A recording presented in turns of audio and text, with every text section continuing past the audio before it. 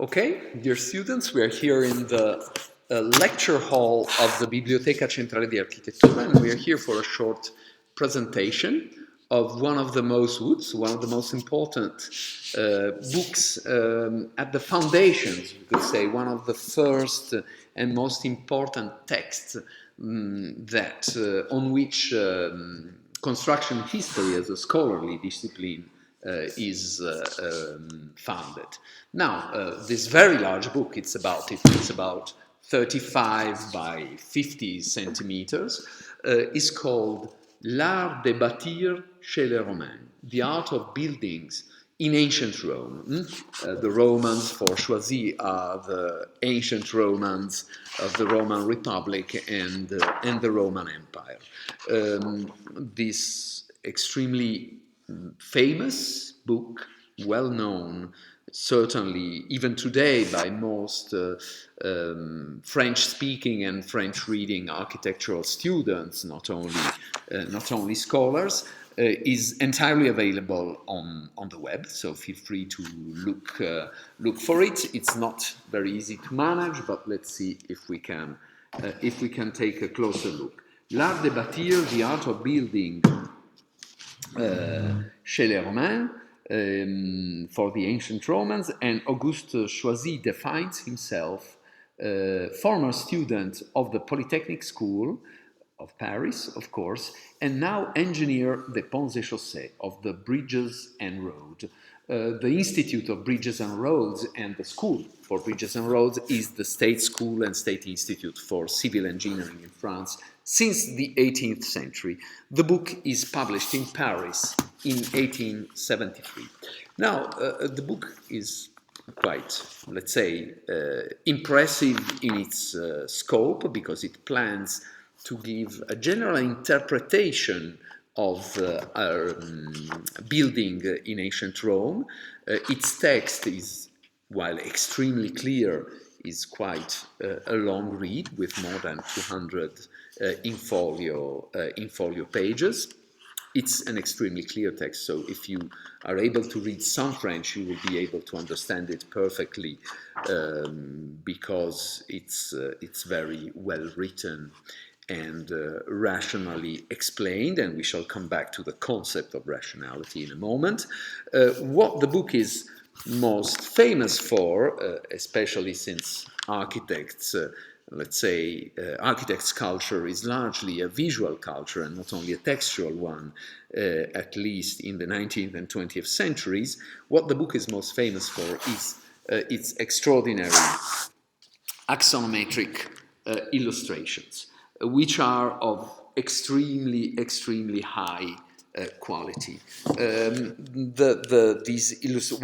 the text is illustrated also within the different chapters, the 30 or so tables at the end of the book, which are some, let's say, extremely clear and extremely high definition, high def, super high def drawings, made the book an instant success in an international setting.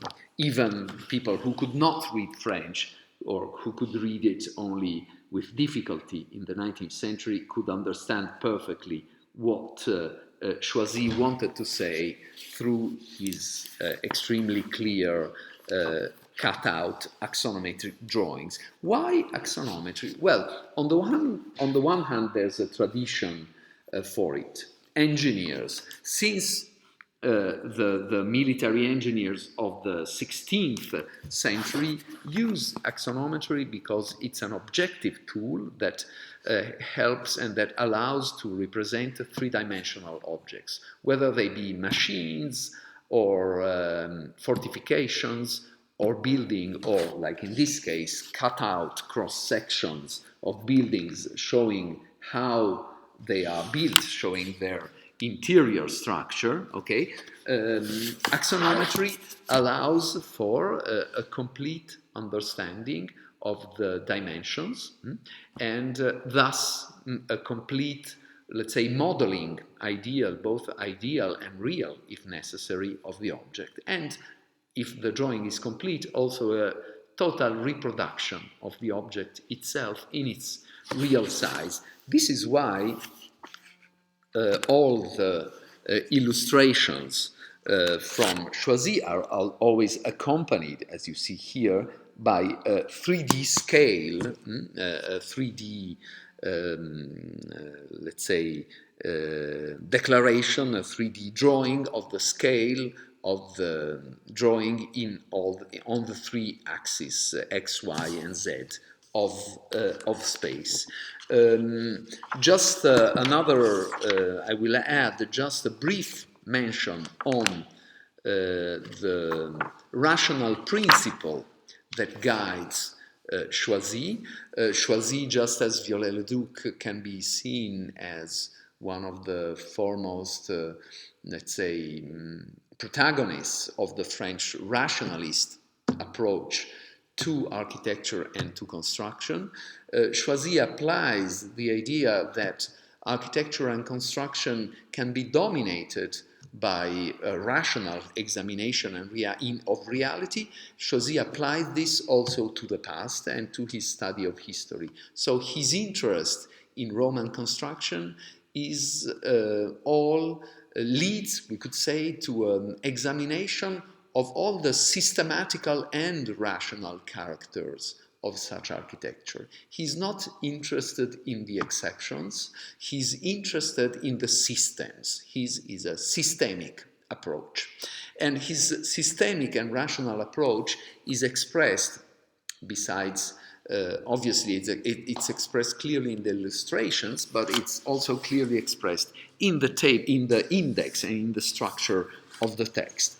The text is divided in three parts. The first one dedicated to la construction concrète, to concrete construction. So all masonry that is poured in place, okay, usually with the use of different materials that pour together create a concrete mix which is extremely strong. This part is separated in two subchapters, one on masonry proper on the walls, we could say, and the second one on the vaults. Then a second part of the publication is dedicated, and this is interesting, to the examination of the construction d'appareil.